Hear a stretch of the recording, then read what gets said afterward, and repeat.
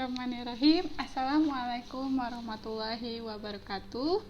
Di sini saya Fitri Indalestari dari kelas PI 6A akan sedikit memaparkan tentang pendidikan anak usia dini, lebih tepatnya tentang memerintah anak sholat pada usia 7 tahun.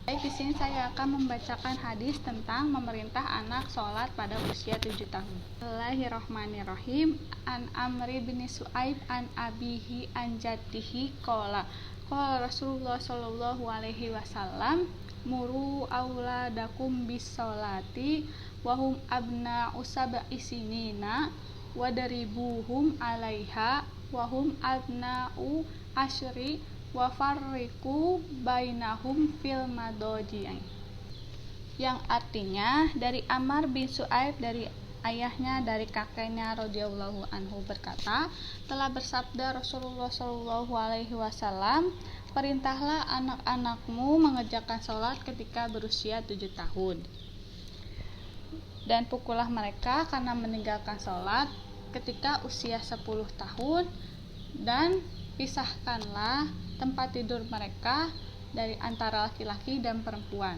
Hadis riwayat Abu Daud. Dari hadis ini sudah dijelaskan bahwa sebagai orang tua kita harus membimbing anak kita mengerjakan sholat ketika usia 7 tahun.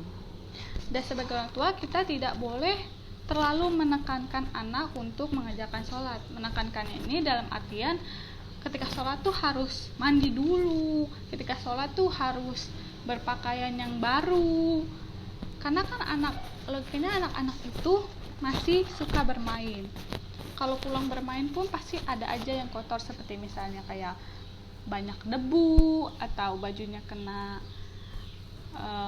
kotoran makanan atau tanah atau lain sebagainya. Kita sebagai orang tua tidak boleh memaksakan anak itu harus ayo cepet mandi terus sholat terus ganti baju, enggak. Yang ada nanti si anak itu akan merasa tertekan dan merasa repot kalau misalnya mau sholat tuh. Yang ada dia malah bosan, dia tidak suka.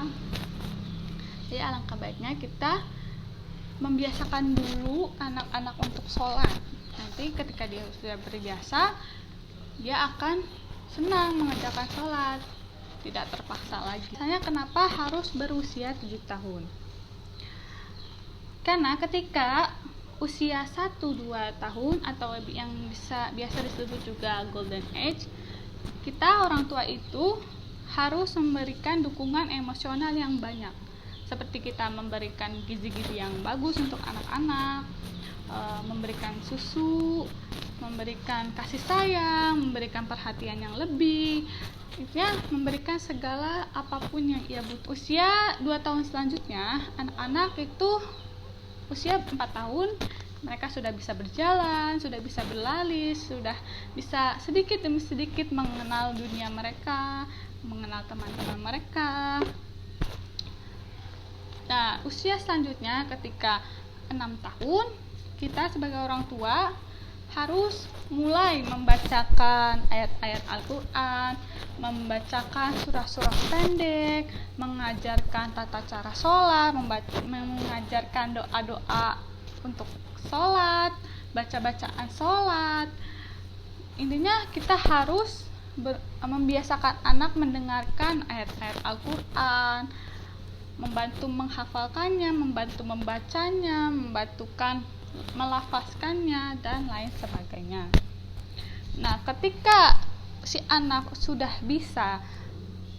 kenal dengan Al-Fatihah, sudah kenal dengan doa-doa sholat, sudah kenal dengan baca-bacaan sholat, rukun-rukunnya dan lain sebagainya, maka ketika usia 7 tahun si anak sudah bisa tegak menghadap Allah untuk mengerjakan sholat.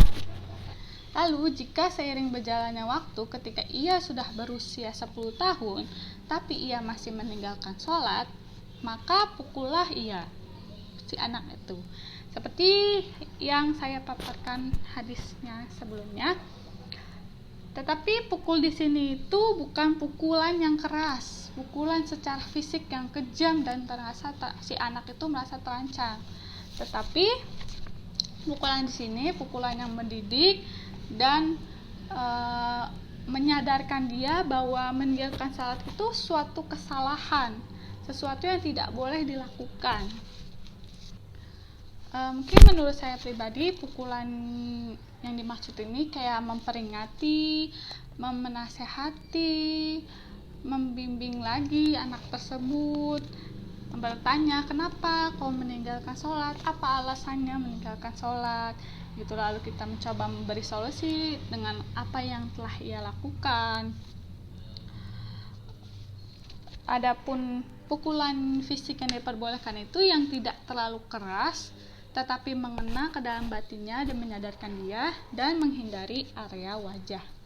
Karena apabila kita memberi pukulan yang sangat keras, nanti si anak akan merasa sakit hati dan merasa bahwa kok aku sholat tuh kok kayak gini banget gitu, kok aku kenapa dipukul kayak gini, atau merasa tidak adil lah batinnya dan merasa tersakiti dan merasa kayak udahlah aku nggak mau sholat lagi, atau ya pembangkangan yang lain sebagainya.